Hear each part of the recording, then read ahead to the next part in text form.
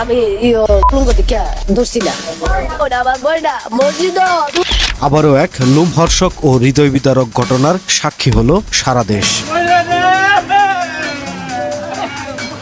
ব্রাহ্মণবাড়িয়ার সরাইলে নিখোঁজের পরদিন স্থানীয় একটি মসজিদের দ্বিতীয় তলা থেকে মাইমুনা আক্তার ময়নার মরদেহ উদ্ধার করে পুলিশ। এ ঘটনায় অভিযুক্ত করা হয় মসজিদের ইমাম ও মুয়াজ্জিনকে, করা হয় গ্রেপ্তার। এরপর আদালত থেকে কারাগার, কারাগার থেকে রিমান্ড। এসবই ঘুরপাক খাচ্ছে ময়না হত্যার তদন্ত। তবে মূল ঘটনা অন্যদিকে। অভিযোগ উঠেছে নিহত ময়নার মায়ের পরকীয়ার কারণেই এমন নৃশংস হত্যাকাণ্ড। প্রশ্ন হচ্ছে, মায়ের পরকীয়ায় কেন মেয়ের এমন সর্বনাশ?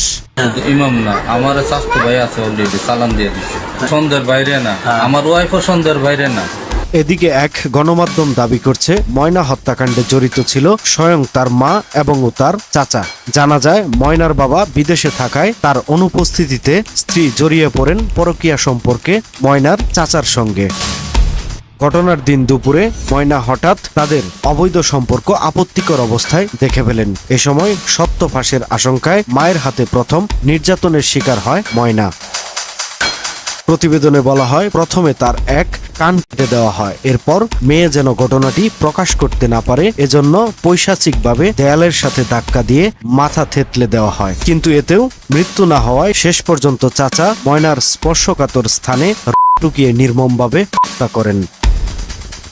প্রতিবেদনে আরো বলা হয়, হত্যার পর তারা লাশ লুকাতে মসজিদের ছাদে ফেলে রাখে, যেন মসজিদের সংশ্লিষ্টদের উপর সন্দেহ পড়ে। পরিকল্পনা অনুযায়ী পুলিশ ইমাম ও মুয়াজ্জিনকে গ্রেপ্তার করে, যদিও তদন্তে তাদের সম্পূর্ণ নির্দোষ প্রমাণিত হয়েছে বলে দাবি গণমাধ্যমটির।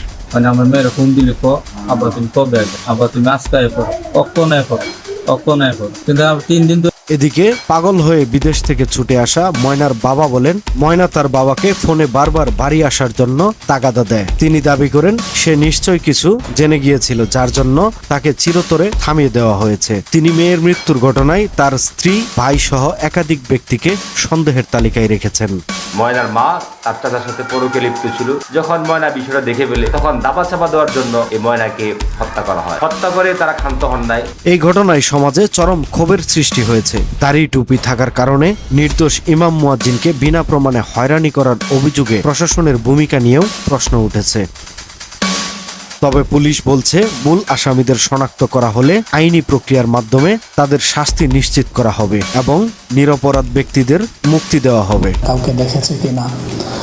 আর এই নির্মম হত্যাকাণ্ড শুধু একটি শিশুর জীবন কেড়ে নেয়নি, বরং একটি পরিবার, একটি সমাজ এবং একটি ধর্মীয় প্রতিষ্ঠানের সুনামকেও প্রশ্নবিদ্ধ করেছে। চাওয়া এখন একটাই, প্রকৃত হত্যাকারীদের দৃষ্টান্তমূলক শাস্তি এবং নির্দোষদের অবিলম্বে মুক্তি। দরকার বাবা, যে সময় কলম নিউজ ডেস্ক।